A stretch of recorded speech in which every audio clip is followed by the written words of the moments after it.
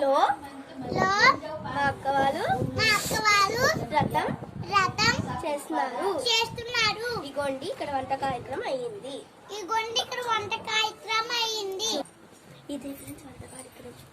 ఇదే ఫ్రెండ్స్ వంట కార్యక్రమం.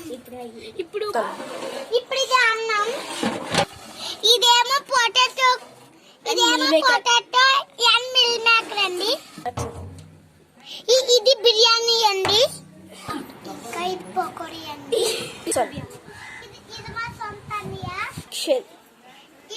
ఇప్పుడు తిను మా అక్క వాళ్ళ అన్నయ్య.